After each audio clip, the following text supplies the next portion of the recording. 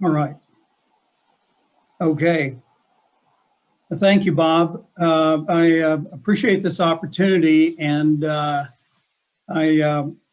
very happy to be able to have the opportunity to present the topic of Texas water management, a fourfold solution.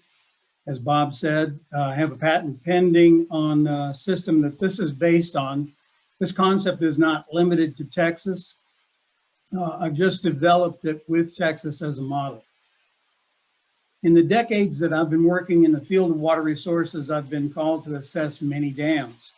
This experience caused me to see that one of the largest liabilities for the state of Texas could be one of its largest assets. A major element in an interdependent system that addresses four of the state's major water challenges.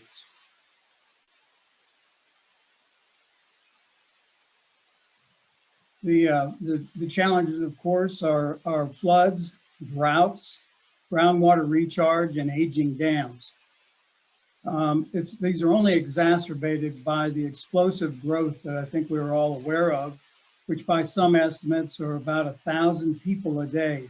I've seen larger, but that seems to be the more common one that I've seen. And that, by the way, has been a consistent number for about the past 20 years.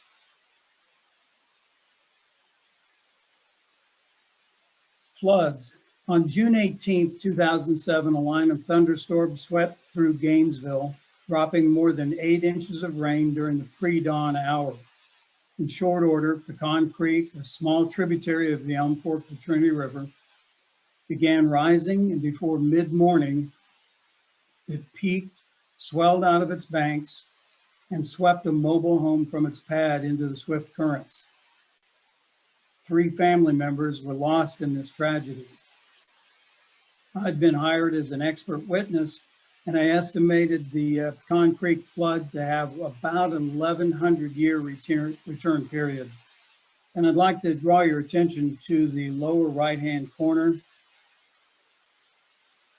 where my cursor is going right now. That is actually the Pecan Channel. And all of the brown that you see around here, and if you'll look up these streets, yeah, that's floodwater, all this muddy floodwater out of that tiny little creek. The next slide will show the same area. This is based on an aerial photo, by the way, news photos. This next one is Google Earth Pro, and I tried to align it so that you can see roughly the same area. That is innocent little Pecan Creek Channel.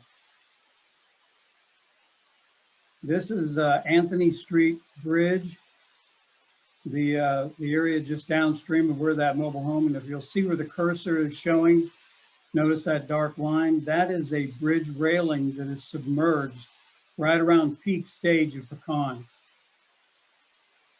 And this next slide shows Anthony Street Bridge again, about an hour away from that peak. So you can see how much flooding occurred at that point. And I'm sure most of us have seen this photo. I know every time people have been talking about flooding in Texas, this seems to be a recurring one. I happened to have come across it and felt compelled to include it because it shows just how intensive flooding can be. That boat is going around trying to look for rescues, and you can see along in here what looks to be a fence that's completely underwater. NOAA reports that a statewide average of 9.05 inches of rain fell in May of 2015 over the entire state. That's an average over the entire state of Texas. That equates to 130 million acre feet of water. Leading into that period, the total available supply of Texas lakes was approximately 20 million acre feet, well below the total conservation capacity of 31.5 million acre feet.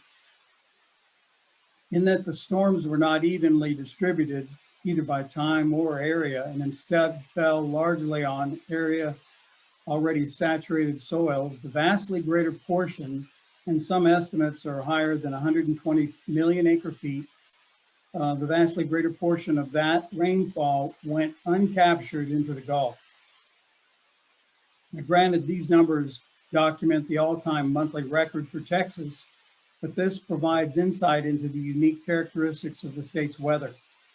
And just for reference here, Texas annual consumption of water at that time was a little bit more than 15 million acre feet. It hasn't changed a whole lot, by the way.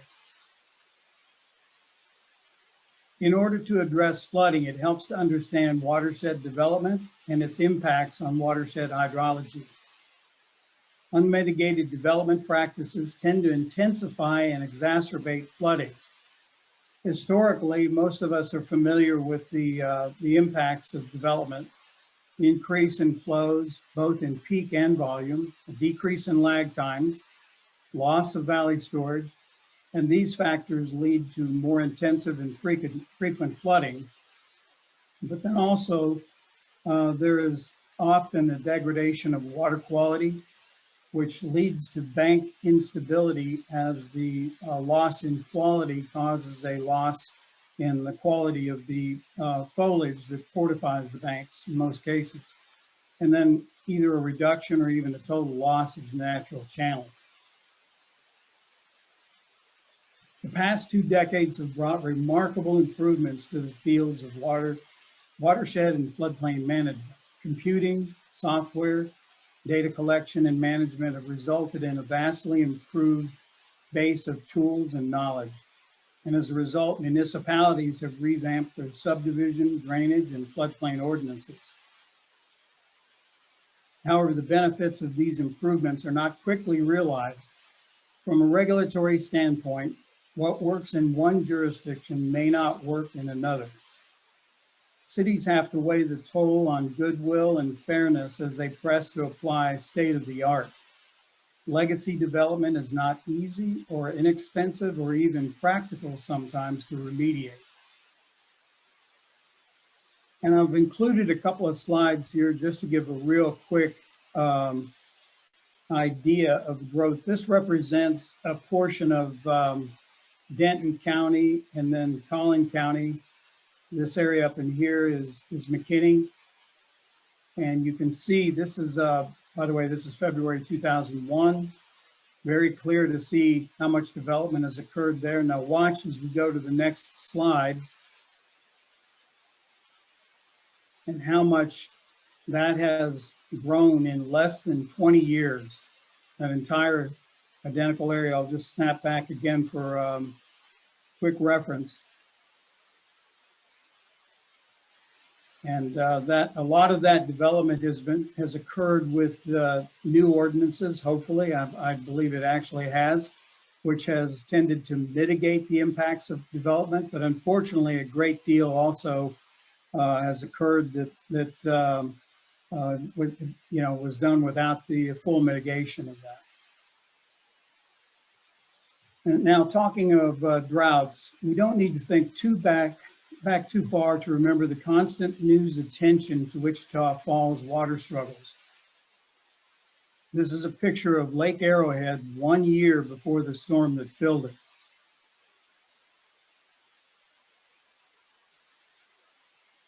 The impact of droughts, as an example, the drought of record, which was from 1949 to 1957, led to the establishment of the Texas Water Development Board. And during the worst single year drought, 2011, Texas consumed almost 60% of lake capacity. 1 year, almost 60%. In his 2017 State Water Plan issuing letter, then chairman of the Texas Water Development Board, Beck Brune, said, Texas is never more than 12 months away from a water crisis. This graphic is from the current U.S. drought monitor and focuses on Texas. You'll look at the legend over here. The orange, red, and then dark red represents severe, extreme, and exceptional drought. And you can see, this is based on just a few days ago, by the way. You can see a good part of the state is already in considerable drought strain.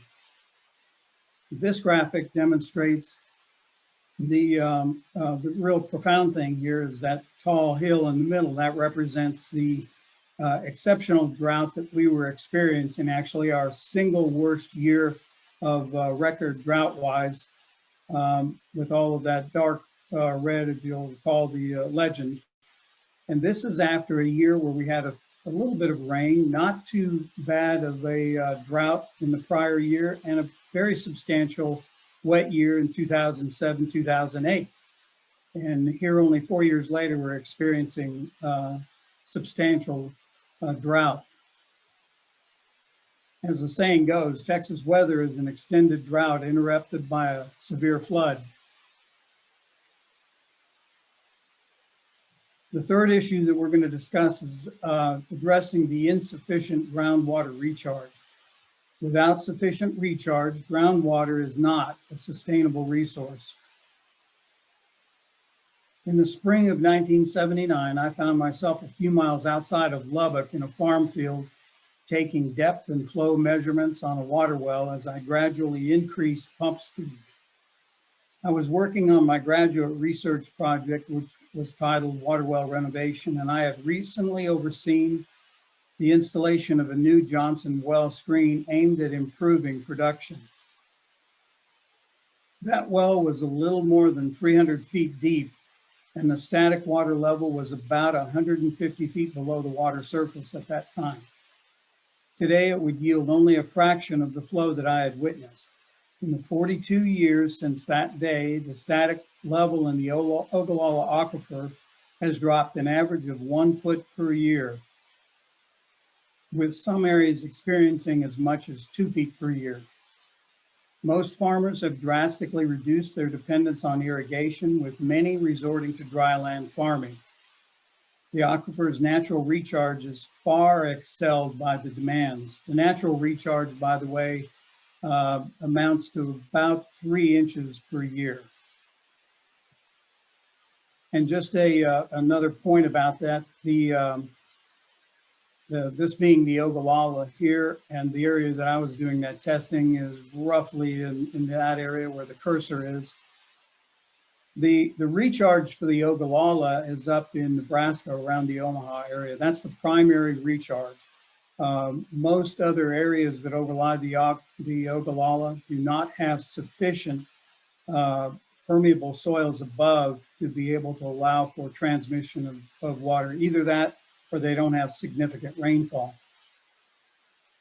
This graphic also shows the 9 major aquifers. This comes off the Texas Water Development Board website. And together with the next slide, which shows the minor aquifers from the same website, you can see that much of Texas is underlain by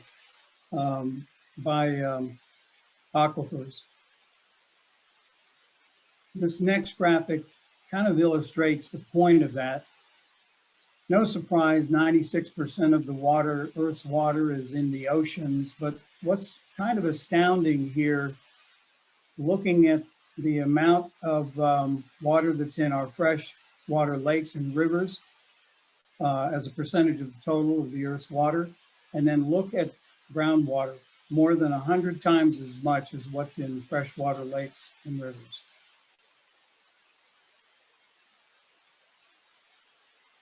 Aquifers are recharged by natural and artificial methods. Natural can occur and does occur by infiltration through stream beds, through outcroppings, similar to the Ogallalas up in the Nebraska area, and then by artificial recharge. The primary methods are aquifer storage and recovery. Most of us have heard of ASR, managed underground storage, and then spreading basins. Spreading basins are basically dry lake beds or moderately wet lake beds for the sole purpose of conducting flow and water down into the aquifers. The primary difference between managed underground storage and aquifer storage and recovery is that ASR, what differentiates it primarily is that water is recharged into the aquifer and then withdrawn from it in the same exact well. We've got a pretty large example of an ASR facility in the state of Texas. This is in San Antonio. It's owned by actually, and operated by the San Antonio water system. They take water out of their allotment of the Edwards Aquifer when they don't use all of it during a year. And in most years they don't, by the way. They're allotted more than they need, but they have exceeded it at times, and in order to provide for those times, what they determined to do is take the water, treat it, and then store it in the Carrizo Wilcox. So that's what this facility does. Texas dams. The National Inventory of Dams, which is maintained by the Army Corps of Engineers, shows that Texas has 7,324 registered dams. There are actually many more than that. Most of the dams in Texas were built in the last 50 to 100 years and expect the useful life of 100 years or less. Some were built with the intent of a 50-year lifespan. 60% or more actually are privately owned. And as to why there are more that are unregulated, in 2013, the Texas Legislature deregulated dams in counties with a population of less than 350,000 people. At that time, 13 counties had populations exceeding 350,000. Currently, that number is 16 as the population grows. Concerning aging dams, this is Mountain Creek number 10, which was built in 1956 as a flood control structure by the SCS, which we know now as the NRCS. You may remember this as Padera Lake or Texas Lake in Midlothian, Texas. In 2015, news coverage about this lake, and this is the same lake, by the way. We're up on the embankment. We were prior looking at, from below, looking at a slough, a major slough in the embankment, and this was repairing that. But the coverage purported imminent collapse of Padera Lake Dam, an earthen structure which was actually undergoing rehabilitation. What you're seeing here is flow over a temporary cofferdam installed to facilitate construction of the permanent spillway. A key point about Padera relative to my discussion is the cost of this rehab, $6 million, and the amount of local participation, which by law was required to be 5% or $300,000. And the sponsor admittedly struggled to come up with that amount. Concerning aging dams, we prefer that no trees are on the dam at all, especially not mature ones. The roots penetrate the clay core and leave a conduit when the tree dies, and the roots rot. Tree canopies are not conducive to ground cover either. The upstream face usually should have armoring around the water line to protect against wave action. This spillway has seen better days. This is a different dam, by the way. This is a spillway channel that has scoured more than 10 feet below where it was previously. I was standing on a head cut that was working its way toward the dam. This area down in here is more than 10 feet below where I was. And you'll notice this sheer bank over in here. Obviously, it's unreinforced and it's losing foliage. So it's unstable as it is. Our part of our project was to do a lot of repairs and rebuild this dam. And this is a masonry dam. Rust stains, cracks, penetrations from a prior structural attachment, such as a pedestrian bridge. All of these things are leaving this dam in a condition where we have to admit it's seen better days as well. Most dams in the state of Texas, and we're talking specifically about, or primarily about the private ones, but others can be included. They were built without substantial initial investments, or excuse me, they were built with a substantial initial investment, which kind of sets up the problem.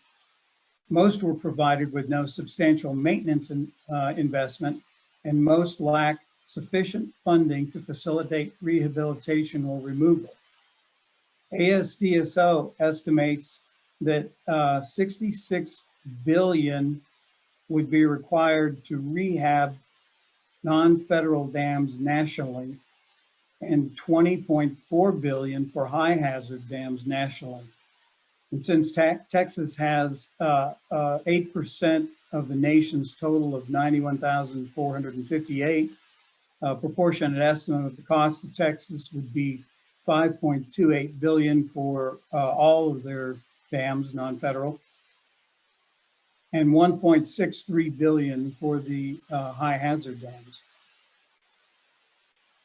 I happen to think that number is substantially higher, by the way. We talked about watershed development a minute ago and its impacts. It also has impacts regulatorily on dams. It typically leads to reclassification, which results in more stringent standards.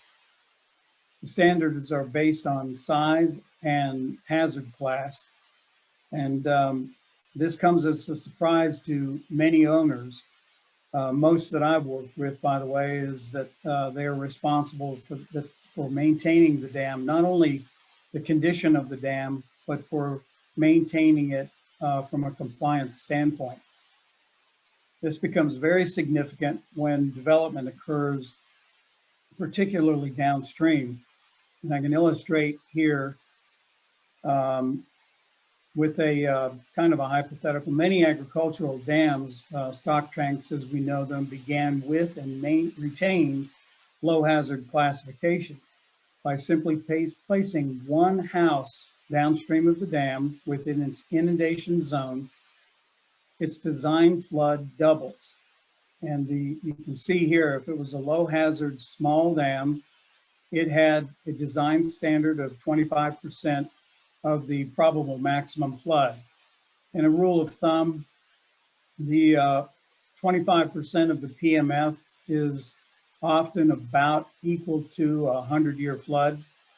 There's nothing magical about that. It's just a rule of thumb. I've seen substantial differences from that. But so one house gets placed and that dam all of a sudden becomes a significant hazard and its design standard doubles. And you can see if 4 houses were built downstream of it, its design standard from where it was as a low hazard triples.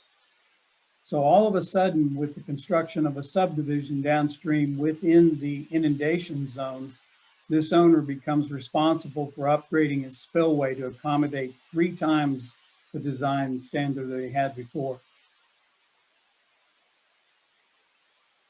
So what is the dam owner's path to compliance? Typically, it involves very substantial analysis. This assumes, by the way, that the dam is in good condition, because if the dam is in poor condition, there are more things that have to be considered.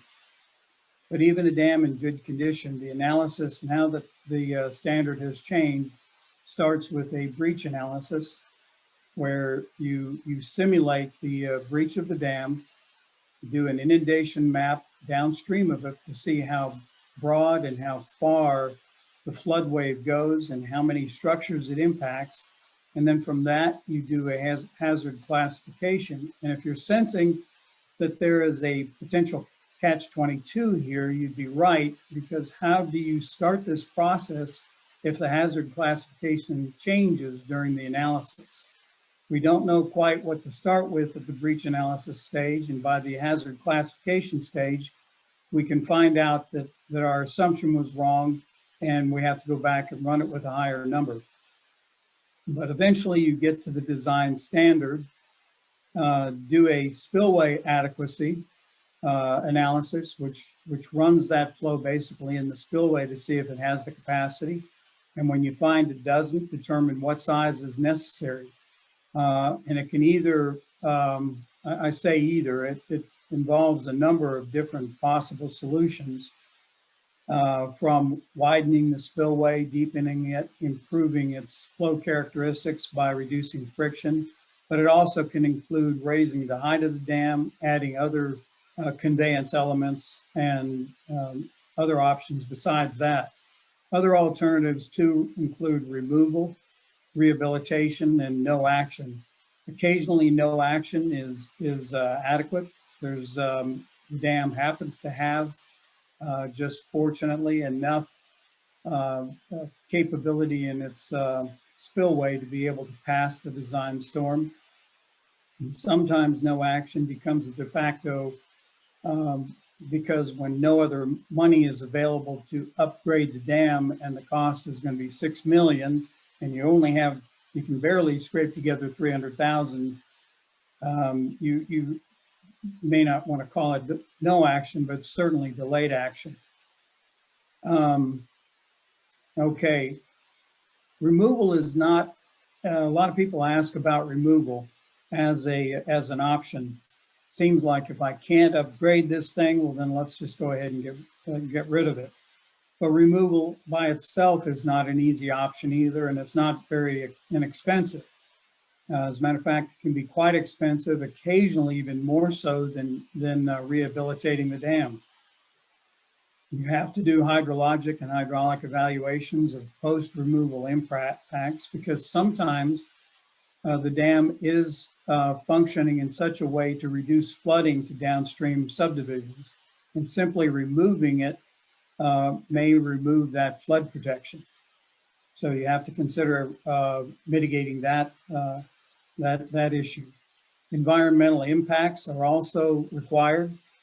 One of the common issues that you've got to concern yourself with is the sediments that have formed in the bottom of the lake. Sediments often over a long period of time will trap concentrated contaminants from, especially from agricultural runoff. And if you simply get rid of the dam by breaching it and leave those sediments in place, they can become friable and become windblown and then become an airborne contaminant, or equally, they can be re-engaged in a stream flow and pulled back into the stream and contaminate the stream. So that has to be considered. And then also stream stability restoration needs to be considered, wherein you would look at what the original alignment of the original stream was many years or decades ago, what the habitat and the environmental function is, and what it's going to take to restore that stream to that function. And then you've got to do at least a substantial breach of the embankment, if not total removal altogether. And as I said, it can be as expensive as rehabilitation. Currently, there are no substantial funds for broad-scale removal. There are some incentives through some agencies for removal, and there are some private groups, environmental groups that fund such things. But as a broad-scale effort, there's nothing really that large when you look at the number of dams in Texas. And not that removal is even the best option. Dams have a lot of good potential, and I believe that they are an asset.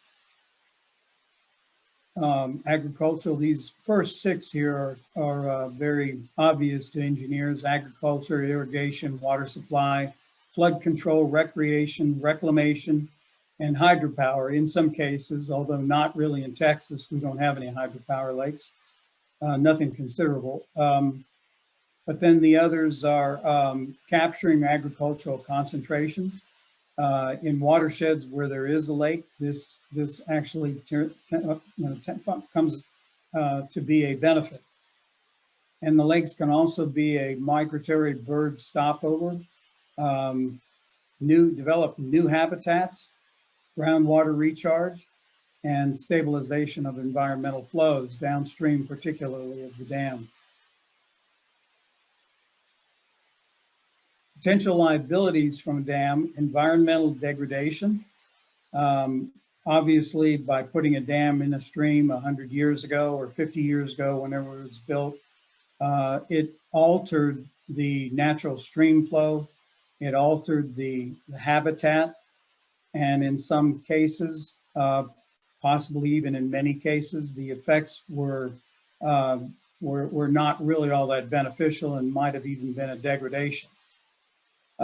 Especially, if you consider areas like in the Northwest where a lot of the rivers and streams are spawning grounds for salmon, damming those up caused quite a change in the ecosystem there that is deleterious. So one of the other impacts of potential liabilities of dams is of coincident flows, which by not sizing the spillway, by not placing the dam in the right location, by not properly sizing the dam for the design flows, that given the fact that you've got confluent flows downstream of the dam, you can actually create a condition by timing where you exacerbate design flows. Risk of collapse, of course, is always a concern with dams. Accumulation of deleterious sediments, complex and costly to design and build dams are, and maintaining as well. So with all of these problems, could there be a single solution? I believe so. I believe the solution for floods, droughts, groundwater recharge, and aging dams would be a statewide grid, that we change our view of the aging dam from a liability to an asset, and then develop a system to manage the health and function of each dam, rehabilitate and upgrade existing dams, and then interconnect them to enhance raw water capture, provide flood control, increase effective reservoir capacity, facilitate ASR, which will lead to recharge, and monetize dam safety and rehab. In concept, this would represent the, in very, very small concept, this would represent the idea. On this graph, only 3 elements exist in connection.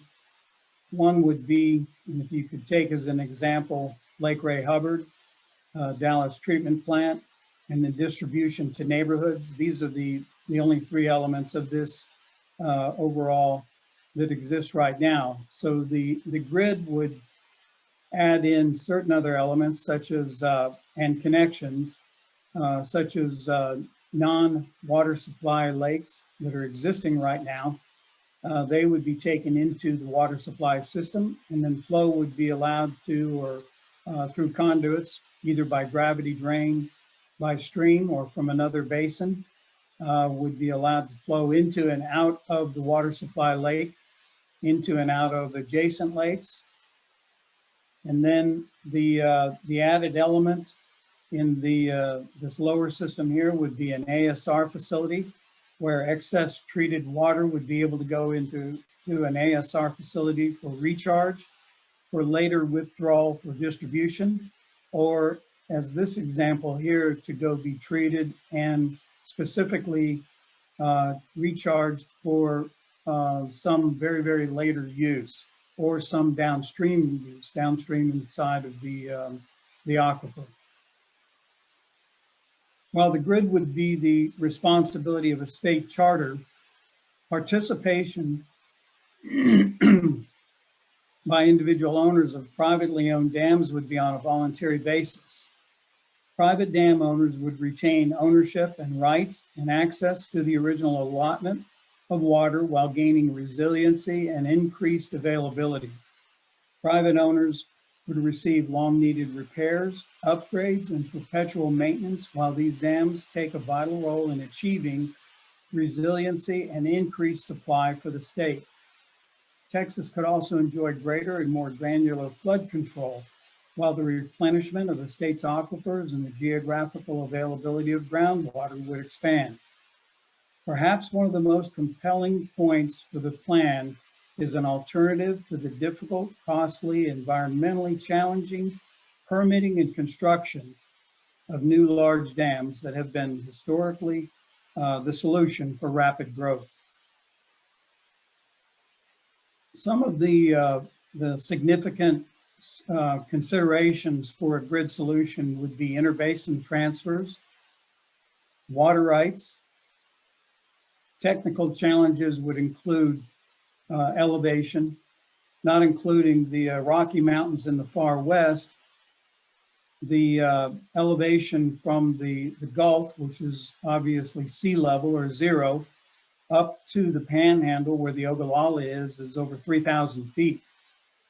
So pumping to achieve that elevation difference just by itself would be very substantial. By the way, the idea is not that everything would be captured in the lower lands there, but that just presents how how part of the engineering is going to have to evolve. And then pumping enough to affect flooding. The amount of water in flood water as compared to supply water supply is just enormous. So when we think about trying to mitigate flooding with pumping, the numbers are just astronomical. Gravity is usually the way to achieve it there. And then intermediate storage during flood stage. As I mentioned, water rights, they are a challenge. With rule of capture for groundwater and prior appropriation for surface waters, numerous river authorities, groundwater management areas, and many groundwater conservation districts variously organized, the effect can actually be disincentivizing for conservation and alternative resource development. This exhibit hints at the complexity and should demonstrate that one size will not fit all. And what you can see on this exhibit here, the different colors represent each one of those a unique combination of these factors here. All of those represent a different challenge to engineering and to the legal challenges. A granular process that considers all stakeholders, senior rights, local and regional needs and resources will be needed, but I believe the prize would be well worth the effort.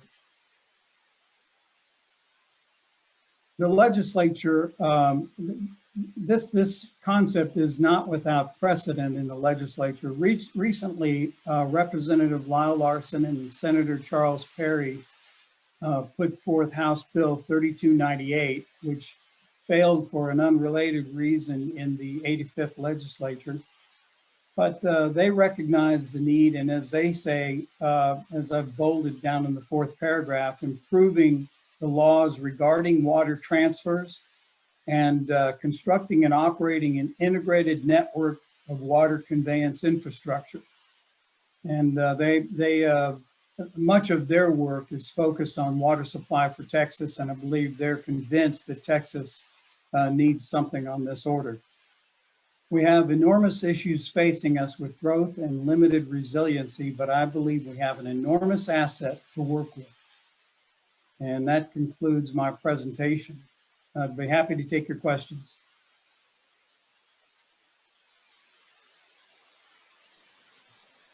Thank you, Jim, very much. We have a few questions in the chat, and if others have questions, please feel free to enter them in the chat Q&A.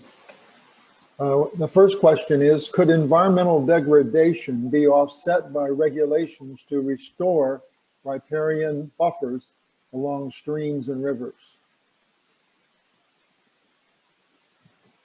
Can you repeat that? Yes, Jim. Could environmental degradation be offset by regulations to restore riparian buffers along streams and rivers? Well, if you're asking that in reference to the idea of rehabilitation of dams, I'm not really an expert on environmental restoration, but in reference to rehabilitation of dams, absolutely. That's one of the benefits of this. This gives us a chance to go back to look at what damage has been done to a local ecosystem and do the studies and the analysis, and then design the rehabilitation project to restore some of that function, if not all of it. All right, the next question is asking if you're aware of what the TRWD is in the process of doing a pilot study for an ASR project. I do know that they are doing a pilot project. Yes, I'm aware of that. And I believe we've got a webinar coming up on that in a few weeks. The next one, Jim, is I like your ideas. Could constructed wetlands such as the East Fork Wetland Project by the North Texas Municipal Water District be incorporated to provide a natural water quality pre-treatment? That is very, very, very astute. Good question, and it really goes to the heart of this. That's the idea in rehabilitating the dam. And I believe you're talking about the bunker sands wetlands area. Yes, that's on a much smaller scale. At each individual dam, that would be the idea. Upstream and downstream, or upstream and downstream of it, to mitigate for the lost value and the lost function of wetlands and waters of the U.S. All right, Jim, we have a question from Shelley. Once water hits bed and banks of a stream, it's considered waters of the U.S. What are the rules for when water hits an aquifer? The rules when the water hits the aquifer is called, and this is kind of a colloquial or rule of thumb, they refer to it as the rule of capture, or some people call it the rule of the largest pump. In Texas, a landowner, unless they have lost the rights through acquisition, landowner has the right to put any size pump and well under their property to withdraw any amount of water they desire. And that's the simplicity of the law, but I will tell you that it's being caveated, and it's being, the interpretation of that is changing. I'm not a lawyer, but I am familiar with the process here, and I can tell you that the more recent way of applying that is that the water cannot be withdrawn in such a way that it intentionally damages your neighbor. In other words, I can't put a big enough pump out there just to take away all your water so that you can't pump the water to do what you want to do. However, if I want to pump it, say for instance, I wanted to put a bottling plant on my site and export water, and in doing so, I put it grew and grew and grew, and I was just sucking all of the water out of the ground, and now you can no longer take water for your own use that you were able to before I built my plant. I do have the rights to do that. Now, there are a lot of groundwater conservation districts that are beginning to change that locally and interpret that locally. And I wouldn't, I know there are groundwater attorneys that probably would differ with me greatly on this, but I think that law is not long for Texas. I think we're going to probably see some statewide moderation of the interpretation of that law. Thank you, Jim. And next question from Jack. Do you anticipate presenting the idea of a water grid in the current Texas Water Development Board planning process? And should this be considered in the current water planning process? I would love for it to be. I'm in communication with people at Texas Water Development Board, but this is this so far is my idea, and no, it's not formally involved, no, not formally included. All right, and a question from Jeremy. How would brackish or desal technologies fit into this model? Brackish and desal are they're a process, of course, that can provide additional water where you have a supply of brackish water underneath, in the aquifer beneath. Like in some areas, well, they're around the state. There's some very brackish waters, much saltier than potable, of course. But in terms of this actually being a supply, I don't think it would readily be a contributory to this process. However, the ASR, one of the advantages of ASR is to be able to store potable water even inside of a brackish aquifer. And there's an individual named David Bine that actually wrote the book, and that's not a saying. He did write a book, and it is arguably the book on ASR. And he is one of the experts that's typically engaged in developing these ASR projects. And one of the things that he talks about is being able to develop the freshwater bubble. When the water goes down into the brackish aquifer, it typically forms a bubble. Rather than mixing with the water and becoming contaminated, it pushes the brackish water out of the way. So you end up with a potable bubble of water that you can pump back out for drinking purposes. I know that goes beyond your question, but hopefully that answers it. And a follow-up question from Bob, Jim, is about, are you seeing in any of your, when you go in and check the depth of the water, are you doing analysis, and are you seeing increasing amounts of salt in the groundwater further inland in Texas? Well, I haven't been actually actively working in that. I can tell you that I was working on a project in the summer of 2019 in South Texas, and we ran into fairly deep in the it was the Yagua-Jackson Aquifer, which is a minor, and ran into pretty brackish water there at about 1,300 feet. But in terms of studying it to see it, an incursion or an intrusion, I think is what you're referring to, I'm not really involved in that. All right, and we have a question from Matthew.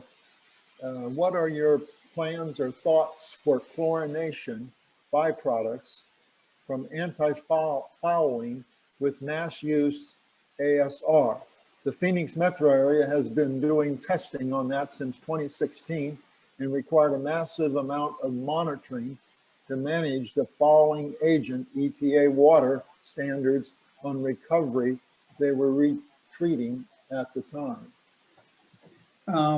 That I don't have anything specific about that. That is that's another issue similar to the zebra mussel and other invasive species that is one of the technical challenges that have to be considered. Along those lines as well, anytime you put any amount of water other than the water that you withdrew from an aquifer, you have the consideration of not only contaminating that aquifer, but of dissolving things that were not in solution by what you put in there. So there's a great deal of chemistry that has to go into the ASR process. I am aware of that. And the next question from you, actually a comment and then a question. He's thanking you for sharing this great idea. And he assumes the conveyance between lakes is the key. How do you think the economic feasibility to realize the grid concept?